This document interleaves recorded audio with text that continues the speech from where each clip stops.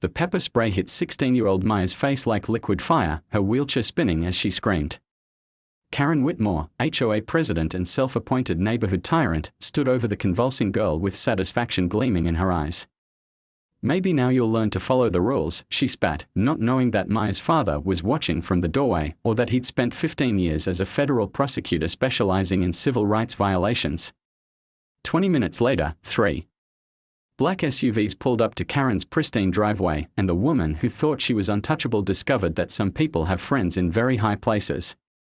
What happened next would destroy everything she'd built and reveal a secret that would shake the entire community to its core.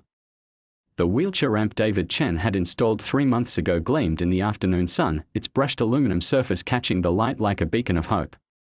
He'd built it himself, working nights and weekends, measuring twice and cutting once with the precision that had made him one of the most feared federal prosecutors in the district. Every angle was perfect, every bolt tightened to specification. It was beautiful, functional, and completely against Meadowbrook Estates' HOA regulations. Maya Chen rolled down the ramp with the fluid grace of someone who'd been wheelchair-bound since birth, her 17-year-old face bright with the kind of joy that came from small freedoms.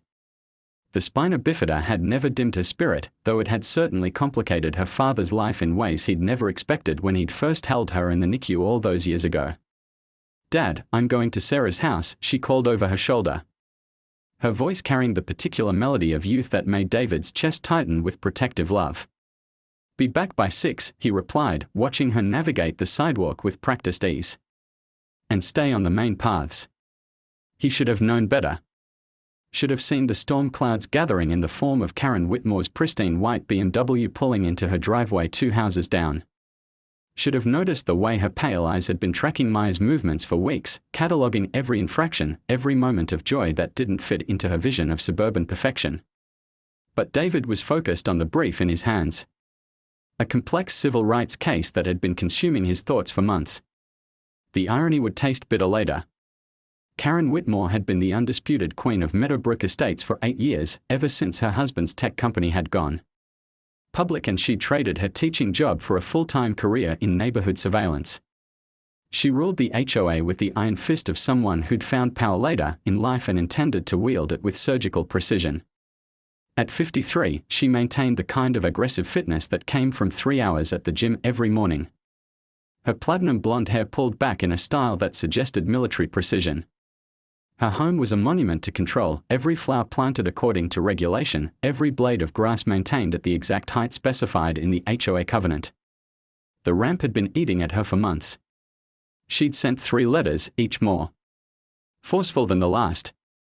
She'd appeared at David's door with clipboard in hand, explaining with the patience of someone addressing a particularly slow child that modifications to home exteriors required pre-approval from the Architectural Review Committee.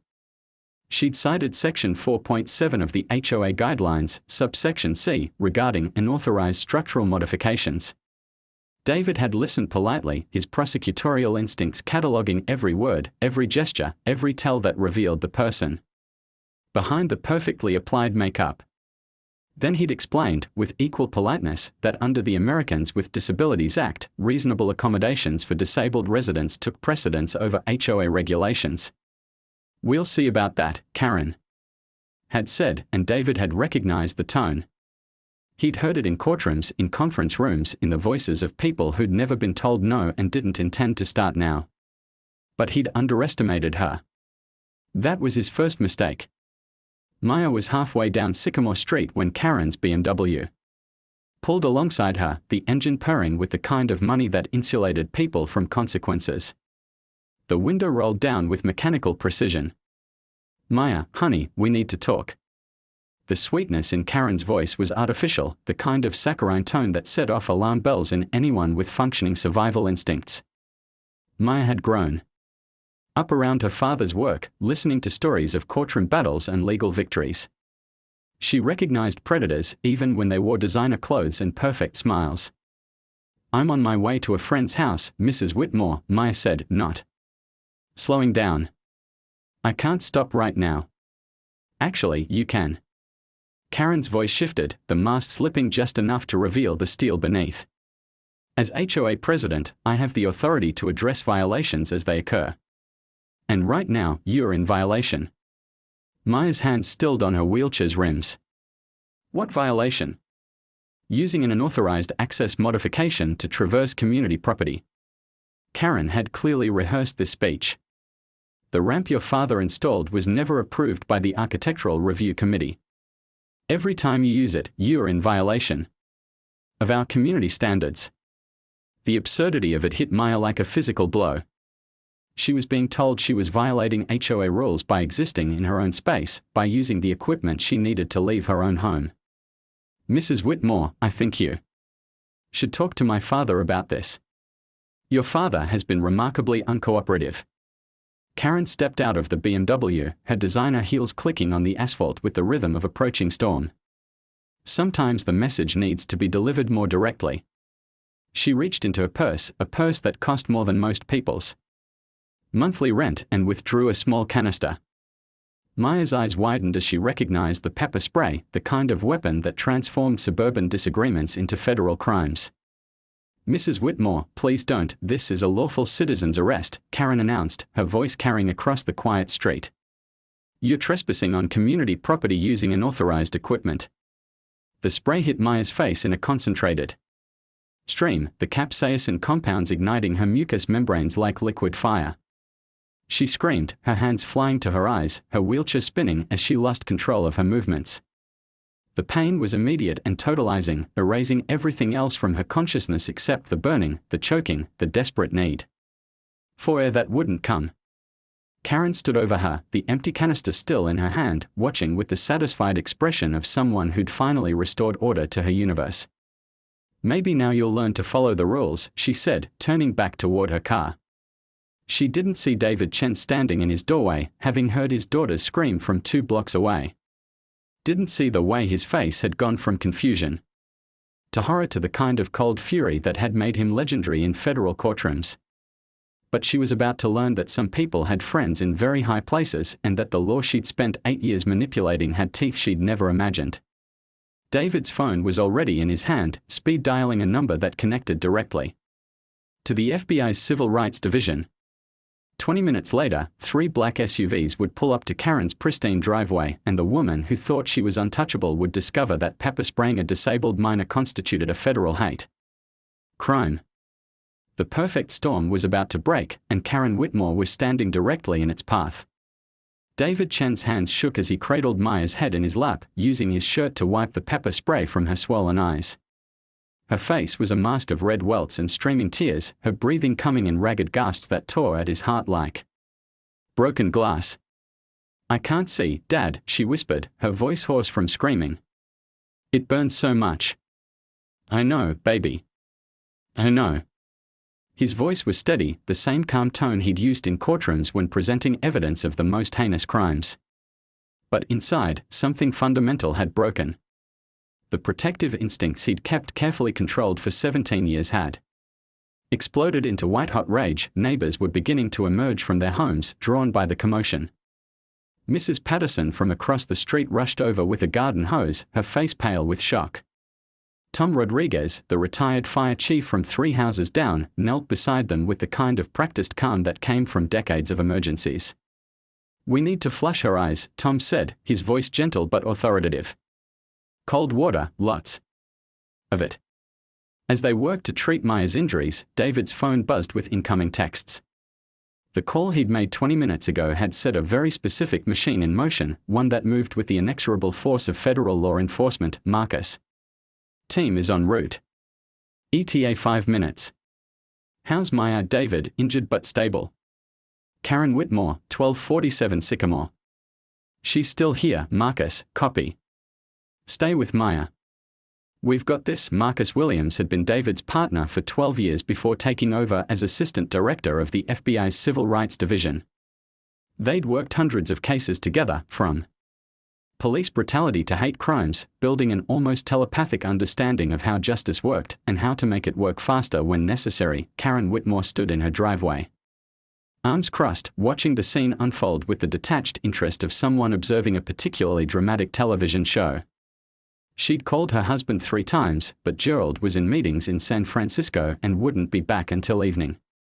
She'd left increasingly frantic voicemails, but the confidence that had carried her through the assault was beginning to crack.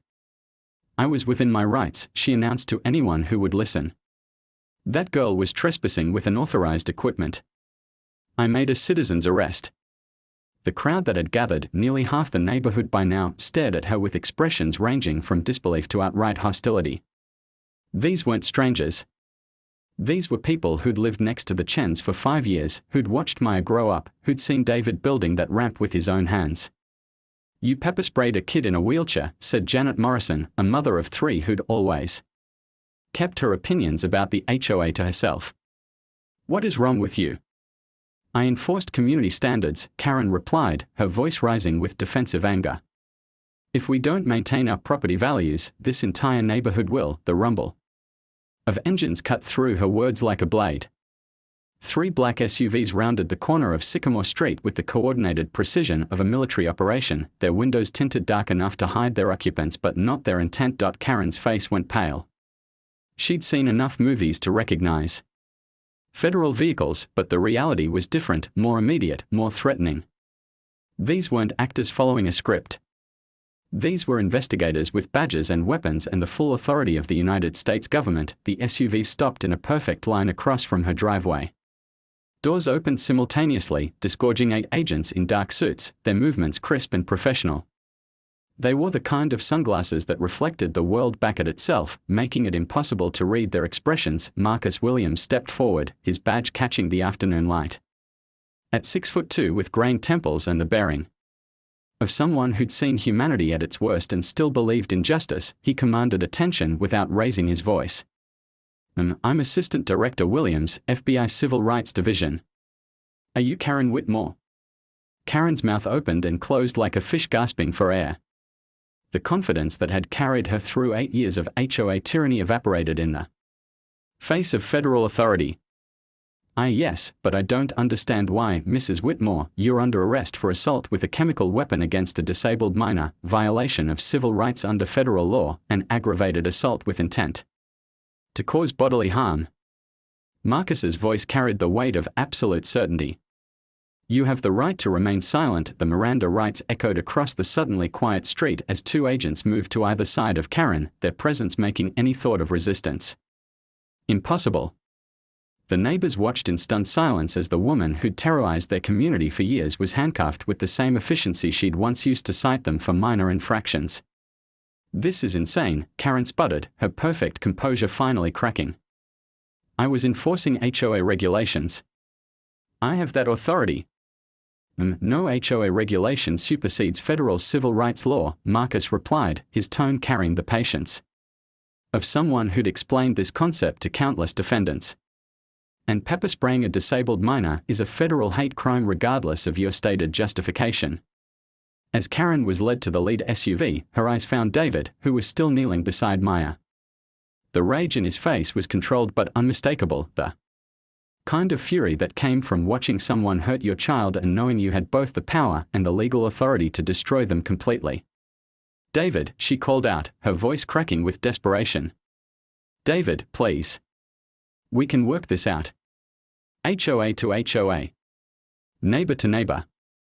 He looked up at her with eyes that had seen justice served in federal courtrooms across the country, eyes that had never lost a case that mattered.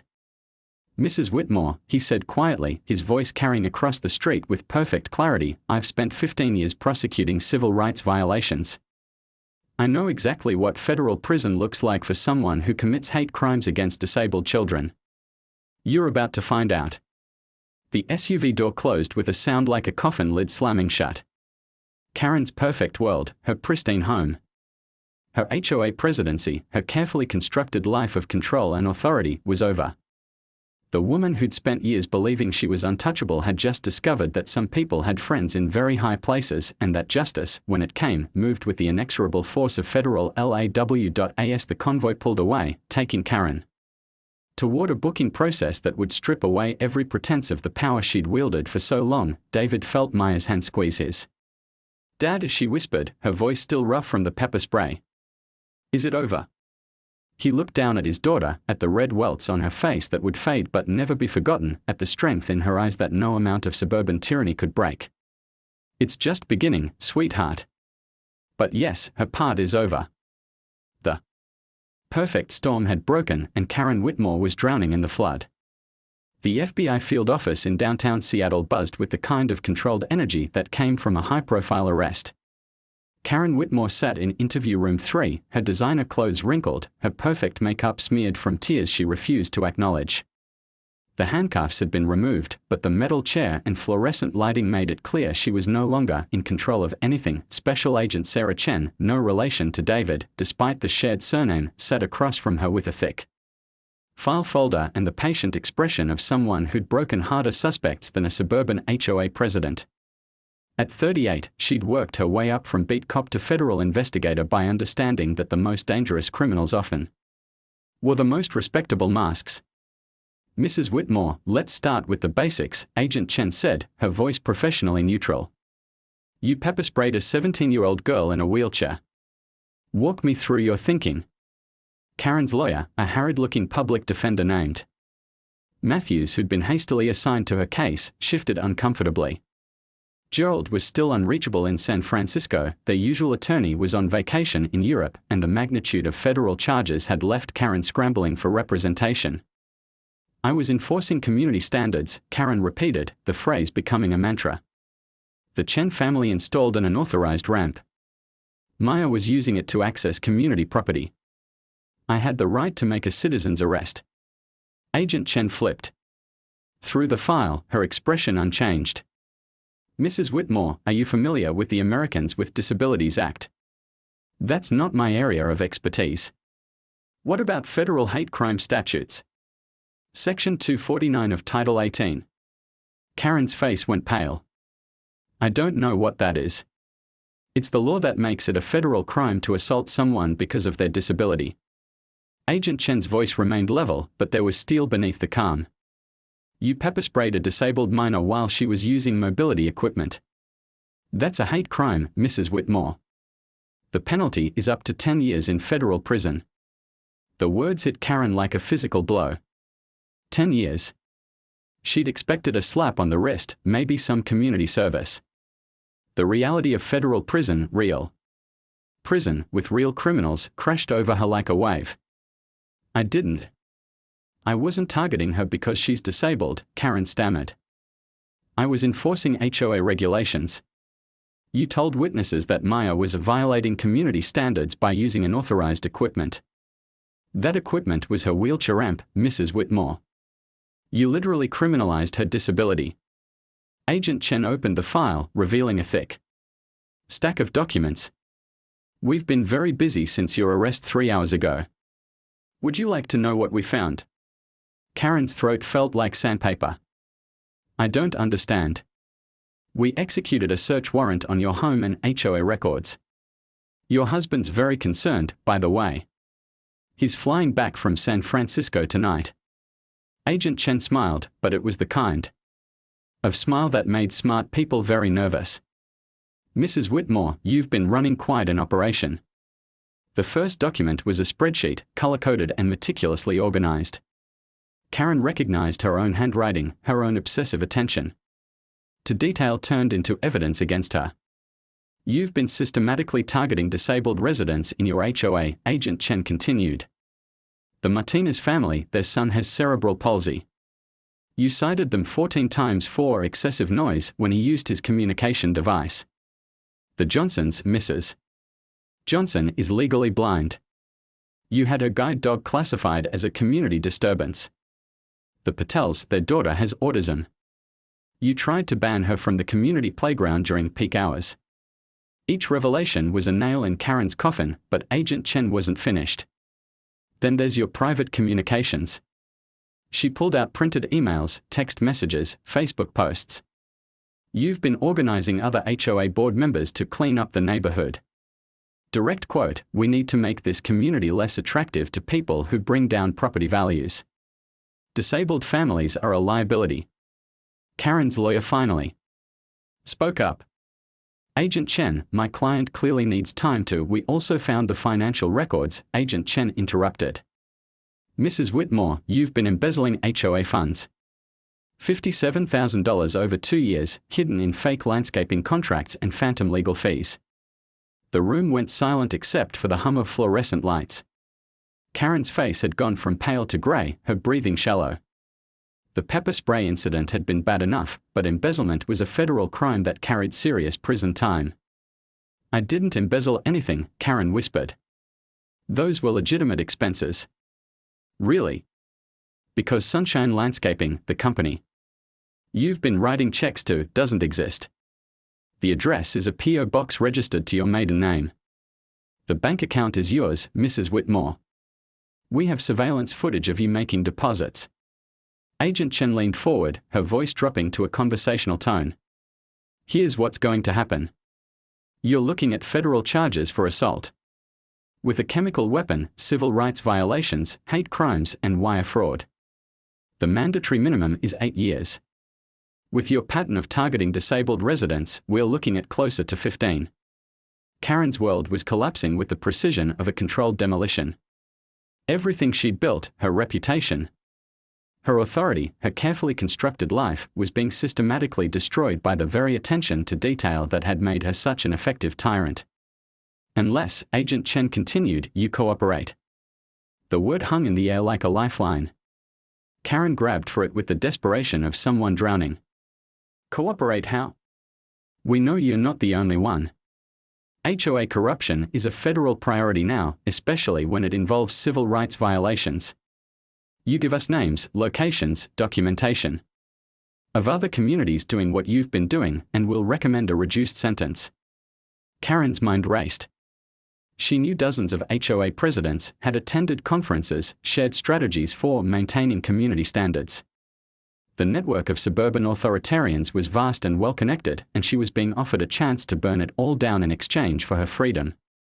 "I need to think about this," she said finally. "You have until tomorrow morning," Agent Chen replied, standing and closing the file. "Your arraignment is at 9 a.m. Federal judge, federal charges, federal prison. Think very carefully about what 15 years looks like, Mrs. Whitmore." As the door closed behind Agent Chen, Karen was left alone with her lawyer and the crushing weight of her choices. Outside, the city hummed with life, people going to dinner, families heading home, children playing in parks. Normal people living normal lives, unaware that their suburban nightmares were about to be exposed. Back in Meadowbrook Estates, word of Karen's arrest had spread through the neighborhood like wildfire. The Chen family was receiving flowers, casseroles, and apologies from neighbors who'd been too afraid to speak up during Karen's reign of terror.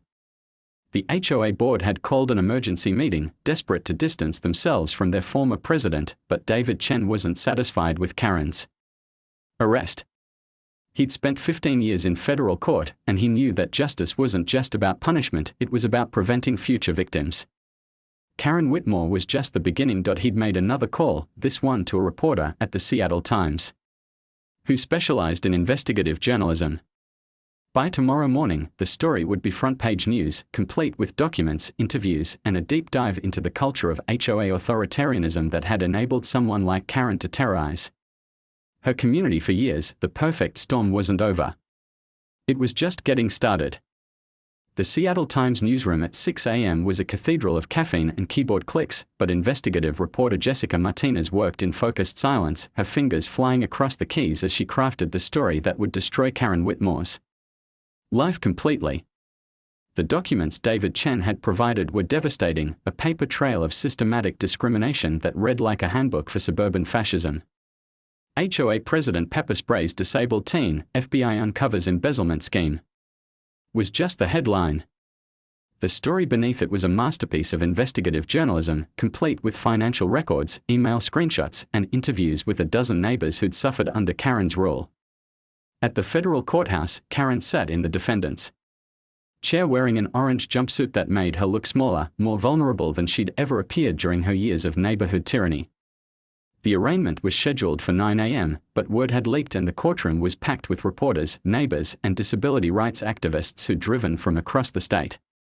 Federal Judge Patricia Hawkins had been on the bench for 23 years, long enough to recognize the difference between mistakes and malice. She'd read the charging documents, reviewed the evidence, and understood that this case was about more than one woman's abuse of power. It was about a culture of discrimination that had been festering in suburban communities across the country. Mrs. Whitmore, Judge Hawkins said, her voice carrying the authority of someone who'd seen every kind of criminal excuse imaginable. You're charged with federal civil rights violations, assault with a chemical weapon, wire fraud, and conspiracy to deprive persons of their civil rights. How do you plead? Karen's new lawyer, Gerald, had hired a white shoe firm after flying back from San Francisco in a panic, whispered urgently in her ear. The choice agent Chen had given her was simple: cooperate and face maybe 5 years, or fight and face 15 to 20.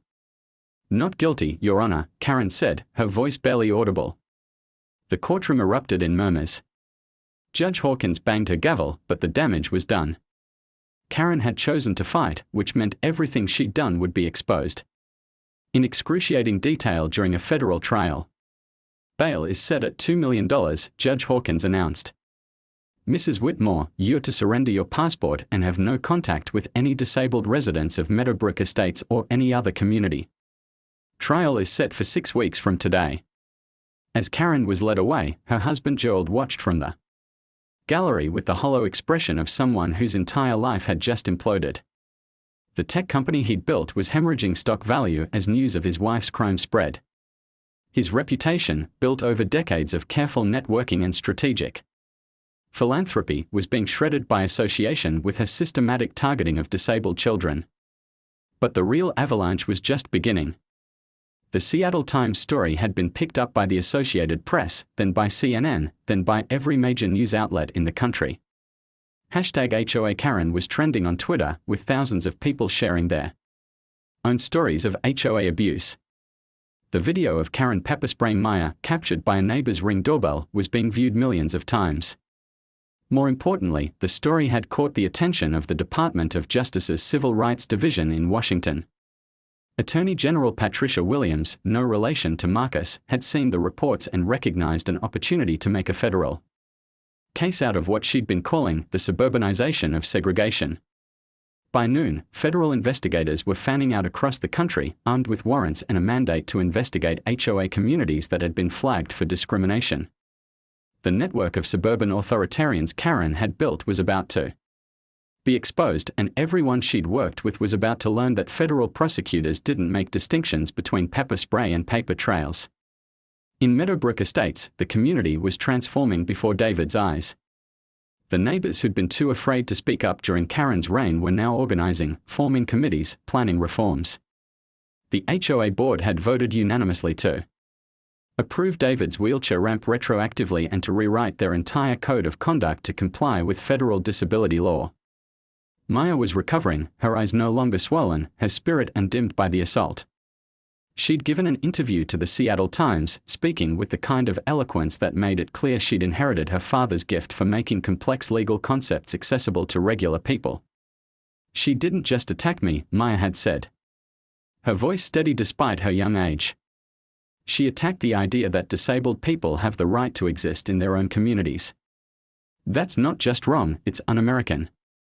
The interview had been viewed 3 million times on YouTube. Maya Chen, the girl who'd been pepper sprayed for using a wheelchair ramp, was becoming the face of a movement that was spreading across the country. But David wasn't finished. He'd spent 15 years in federal court, and he knew that real change required more than just one conviction. It required systematic reform, the kind of sweeping legal action that would make Karen Whitmore's crimes impossible to repeat. He'd been working with a team of civil rights lawyers to file what would become the largest class action lawsuit in HOA history. Hundreds of disabled residents from dozens of communities were joining the suit, all of them represented by the same federal prosecutor who'd built the wheelchair ramp that started it all. The lawsuit sought not just monetary damages, but structural reform. It would require HOA communities to comply with federal disability law, establish oversight mechanisms, and create accountability measures that would prevent future Karen Whitmores from terrorizing their neighbors. Gerald Whitmore had tried to reach his wife 17 times since her arrest, but she wasn't taking calls. The woman who'd once controlled every aspect of their community was now sitting in a federal holding cell, facing the possibility of spending the rest of her productive life in prison. The tech company he'd built was being investigated for the government contracts they'd won while Karen was running the HOA. The IRS was auditing their personal finances. The SEC was looking into stock trades Gerald had made based on information he'd received through Karen's HOA connections. Everything they'd built was collapsing, and it was all because Karen had decided to pepper spray a disabled teenager for using a wheelchair ramp. At 3 p.m., Karen's lawyer called with news that would complete her destruction. 3 more HOA presidents had been arrested based on information found in her emails. The FBI was executing search warrants in 12 states. The federal investigation that had started with 1 can of pepper spray was becoming a nationwide crackdown on suburban discrimination. They are offering a plea deal, the lawyer said. 15 years reduced to 7 if you cooperate fully. But Karen, you need to understand, this is the last offer. If you go to trial and lose, you're looking at life in federal prison. Karen stared at the concrete wall of her cell, thinking about the perfect life she'd built through years of careful control. The pristine house, the position of authority, the respect, or fear, of her neighbors. All of it was gone, destroyed by 20 minutes of rage and pepper spray. She'd spent years believing she was untouchable, that her authority was absolute within the borders of her community. But she'd made one fatal mistake: she'd attacked the daughter of someone who understood exactly how federal law worked, someone who had the connections and expertise to bring the full weight of the Justice Department down on her head. The perfect storm had become an avalanche, and Karen Whitmore was buried beneath.